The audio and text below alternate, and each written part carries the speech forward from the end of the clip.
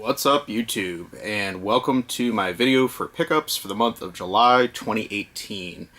This was a pretty great month for pickups. I got a lot of good stuff that I'd really been looking for. I got a Holy Grail off my list, which we'll talk about here shortly, and I did some serious road tripping this month. Flew into Denver, did some bumming around Colorado, but then I also visited Wyoming. Not a very exciting state, spoiler alert. Sorry if you live in Wyoming.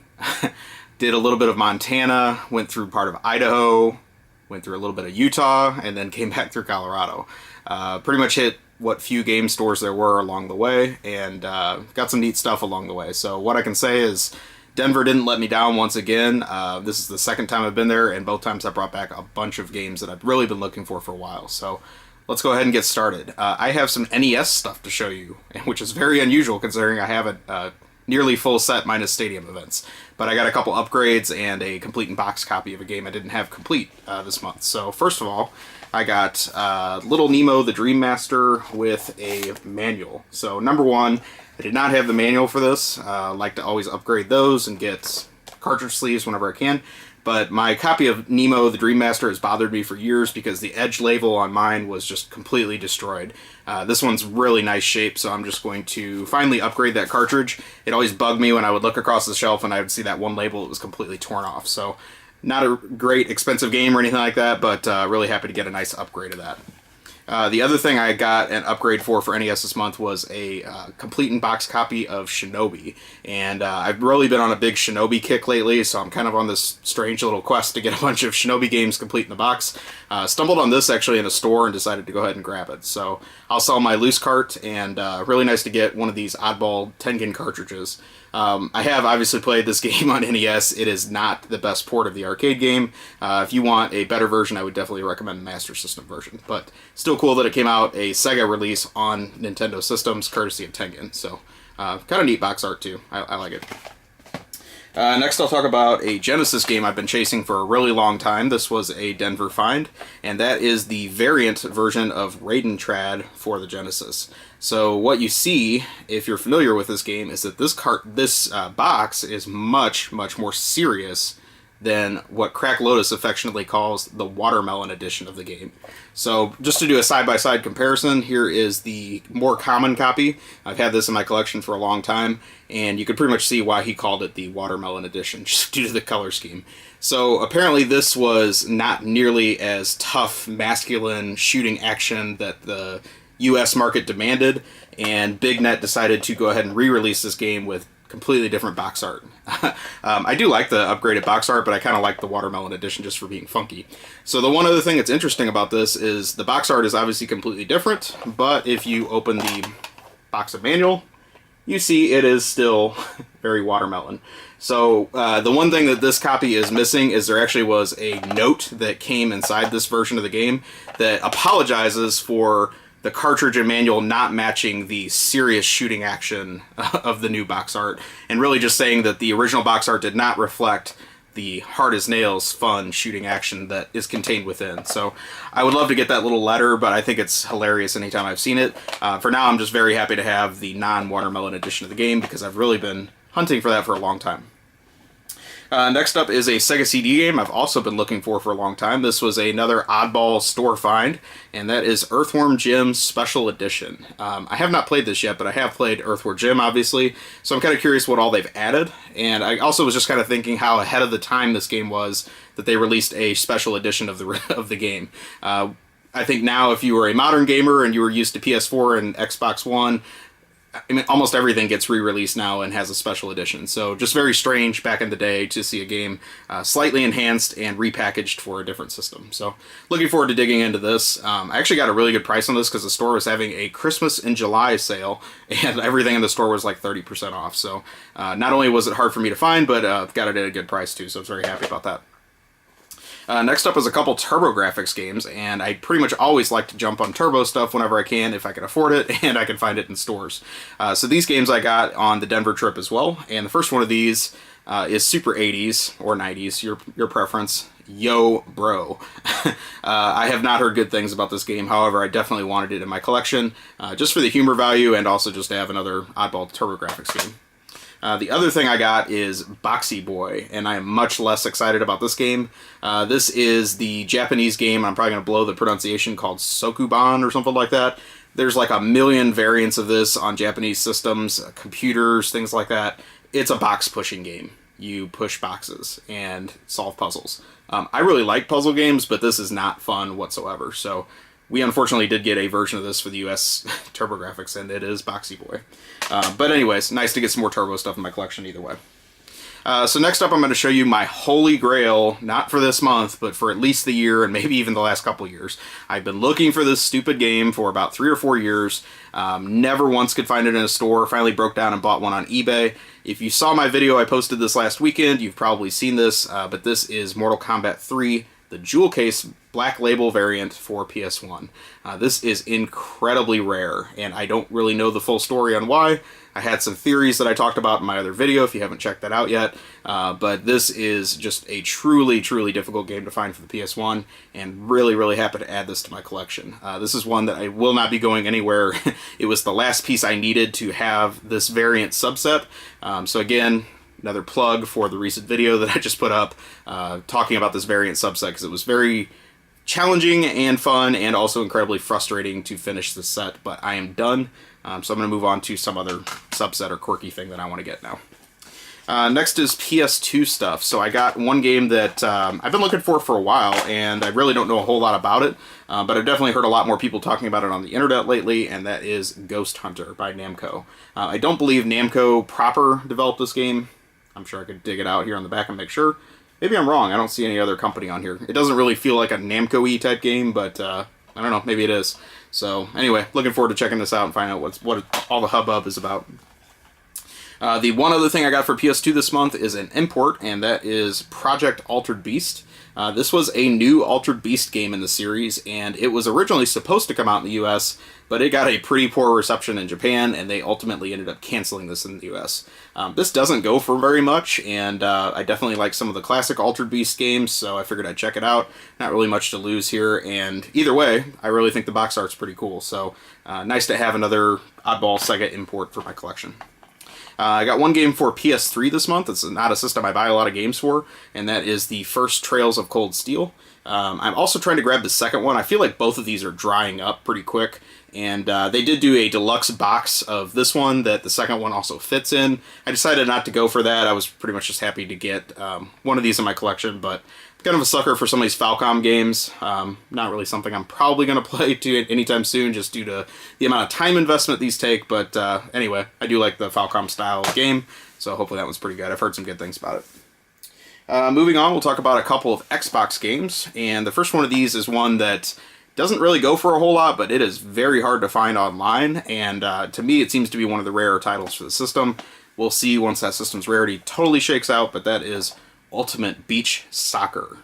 I don't know, I saw it on the shelf at a store, and I said, you know, I really don't see that very often. I should probably just go ahead and grab it. It was like $3.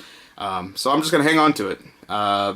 I think of a lot of sports that you can play on the beach, but soccer isn't really the one that I would normally come to mind. So I think this was European developed. It seems like there's a ton of PAL copies of this for sale online. So maybe this was very popular in Europe, European countries. I don't know. Maybe somebody could fill me in on that. Maybe beach soccer is a big thing in other countries, but I've never heard of it. Beach volleyball? Yes. Beach soccer? Not so much. So anyway, probably very bad game, but just wanted to grab it. The other thing I got for original Xbox this month is something I've never ever seen before, and even looking online, couldn't really find a whole lot about this.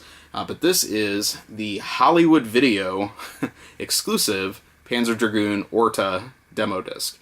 This is interesting for a few different ways. So it sounds like, from what I can gather, is that if you went to Hollywood Video in advance of Panzer Dragoon Orta coming out and you rented a game, you would get a copy of this demo for free, or at least maybe they would rent it to you for free and you had to turn it back in. I don't know how that really shook out, whether it was given away or just rented and expected to be returned for free, but there's not a lot of these out there. And what else is interesting about it is there is even a variant of the box art that the other version seems to be a little more common. It has like the same art, but it's very cropped, so it's just like a very small version of that print. This is obviously the more desirable one just because it has the nice full artwork. But the other thing I thought was interesting about this is it's more than just Panzer Dragoon Orta. It's essentially like almost all the Sega original titles for Xbox.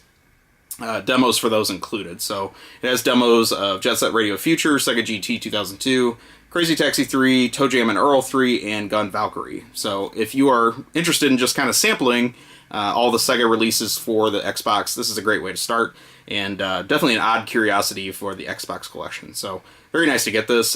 Didn't come with, like, I don't think there is a manual or anything like that. It's just a disc and then this case. But yeah, I had never seen it before, and it was really cheap, so decided to grab it.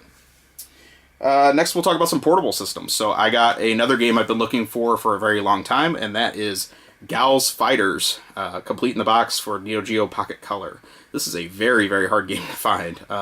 Neo Geo Pocket Color stuff has really, really dried up in the last few years. There wasn't a lot of it to start with, but even online, it is very, very unusual to find this stuff listed. And this is one I've always heard great things about. It got awesome reviews when it came out. I mean, I remember EGN gave this all 9s. I think, you can correct me if I'm wrong, but I remember they gave this thing very good scores. It came out pretty late in the Neo Geo Pocket Color life, and obviously the system was failing at that time, so obviously didn't sell too well, but I think it is definitely a good game, so I'm looking forward to trying this. I don't know, I just haven't really picked up my Neo Geo Pocket Color in a while, but I really like that system, so I think I'm going to put some time into this one. Next, I'll talk about a Game Boy Advance game that I did not know existed. So I saw this in one of the stores in Denver and decided to grab it. This is Mech Platoon by Kemco. Looks like your typical strategy RPG type game, real-time strategy maybe even, I don't know. But yeah, I don't know. I'd never seen it before. I like some of the quirky Kemco games. They really seem to release quite a few in the early days of the Game Boy Advance, so might be pretty good. I don't know. I haven't put any time into it yet, but can't really go wrong with an oddball game like that you just don't really know too much about. Next I have 2 DS games. First one of these is yet another one of the Mega Man card battle games that I will never ever play. I don't know why I keep buying these other than they're cheap and they seem to go for a decent price. So this is Mega Man Star Force Leo. I think there's like 8 of these. It's absurd. And they're like variants of the same title, so I don't get into the collectible card game thing. I'm sure many of you are into that. I apologize, but it's not my thing, and I really don't see why they needed to make so many of these, but I'm a sucker for Mega Man stuff, so I just keep buying them anyway. The other thing I got for DS is Puyo Pop Fever by Atlas, or published by Atlas in the US. This game is kind of unusual to me because it got released for like the US GameCube and I think that's it. But in Japan, it got released for like everything under the sun. There's like an Xbox version, there's a PS2 version, I have the Dreamcast Japanese version, so unfortunately, I really like the original Puyo Puyo games, and this one just never really appealed to me. So I'll see how the DS version is. Maybe it holds up better on a portable, but for some reason the Dreamcast one never hooked me, so we'll see how it goes. This is kind of difficult to find, and it seems like I'm kind of closing in on most of the Atlas published games for the DS, so just figured it'd be cool to add another one of those. Also got 2 PSP games this month, and the first one of these is a game that I've seen many, many times in stores. I was really surprised at what this goes for online, and I passed this by because I thought the artwork was so ugly. So this is Guru Min, A Monstrous Adventure, and I probably blame the US publisher Mastiff for this artwork. They were pretty low buck. But I just happened to pick this up in a store and realized that when I flipped it over, it is yet another Falcom game. So that had my interest much, much higher, and I guess that's why it does go for some decent money.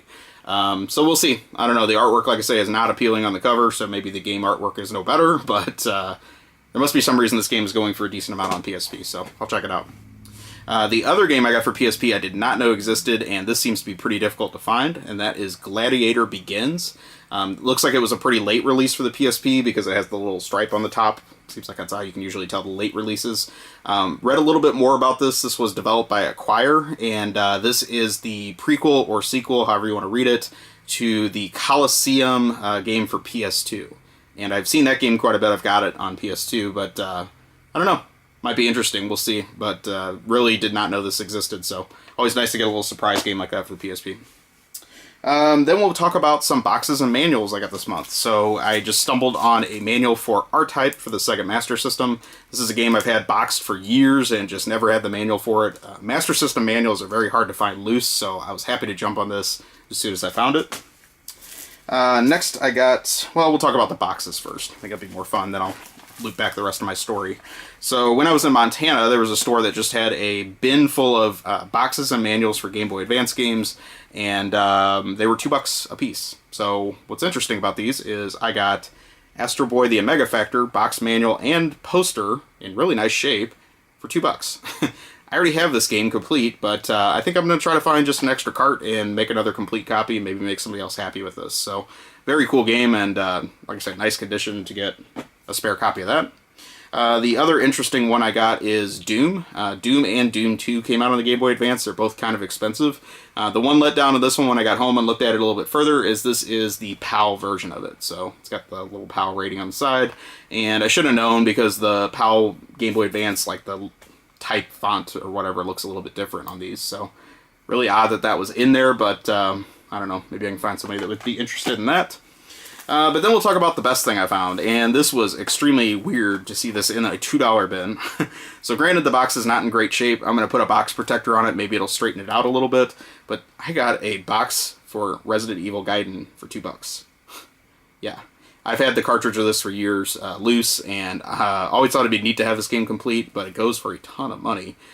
So I don't know why this was in there, but I will happily grab this, especially even in this condition, for $2. So then I was in a dilemma because I didn't have a manual for it. And what was funny is about 2 days later on that same vacation, I found a manual for that. So now I have a complete copy of Resident Evil Gaiden that I paid probably a sum total of like $15 for, including the cartridge. So pretty awesome stuff.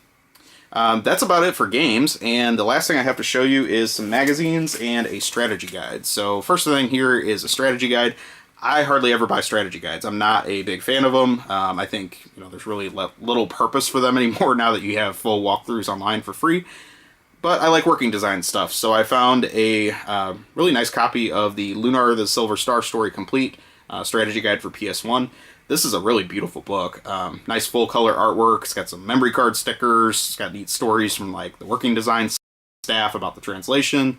Almost just feels like more of their typical packaging that they put with the game. So really nice to have this, and now it's got me wanting to chase the Lunar 2 strategy guide that they also made for the PS1. But found this in the half-price books, and it was really cheap, so decided to go for it. Next up is some magazines. So if you've seen a few of my other pickups videos, you know that I have been chasing the set of Flux Magazine. It was a short-lived magazine that covered video games, comic books, music, and just pop culture stuff of the 90s. The writing was a little bit more mature than the average game magazine, but also very immature, kind of Beavis and Butthead humor style.